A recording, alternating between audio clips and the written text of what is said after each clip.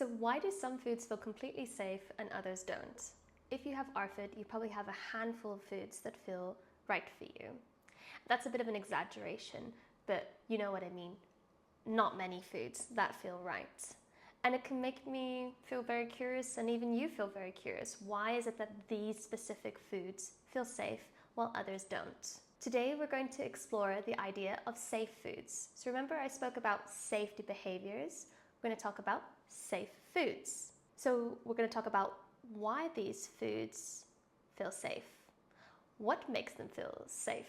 Why these foods even exist? So we're going to explore what makes food feel safe, why they exist, and why we need them. Because understanding food and why it's important to you can really help you understand why we need to start fitting it into your life. So let's really define a safe food. A safe food is a food that you can eat without distress, fear, or discomfort. Your safe foods are reliable, they're predictable, and they don't trigger any unwelcomed sensory responses or even anxiety or even sensory sensitivities. They give you a sense of security and they make you feel like you can eat without feeling pressured or feeling distressed. But here's the thing, safe foods are not random. There's a reason why we or you gravitate towards those foods and in the same breath completely avoid other foods. So let's go through those safe food characteristics again. Safe foods are predictable. You know exactly how they will taste every single time, or how they might feel every single time, how you might feel every single time. You might find foods with, your safe foods have a neutral sensory experience. So for you, that means the texture or the smell are comfortable.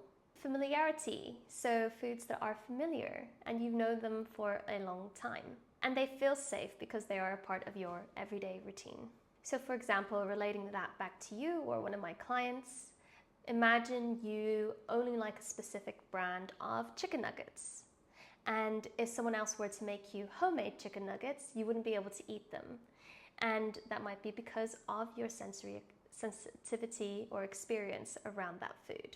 So in other words, bought food might be very predictable, but homemade food might taste less predictable. In other words, it might be less predictable because the taste can always vary. And the way it's made can also vary. So like we said, safe foods don't just appear out of nowhere. They're shaped by your past experiences, your sensory preferences, and even your emotional relationship with food. Here are some common reasons why some foods become safe. Sensory preferences, so for example, you might only like crunchy foods, while others might prefer soft, smooth foods. And this is because your brain finds safety in what feels predictable and non-threatening. Routine and repetition. If you've been having a food for years without an issue, your brain registers it as safe because it has never caused you harm. And this is why many of you might struggle to introduce new foods. Because with these new foods, there is no history of trust yet.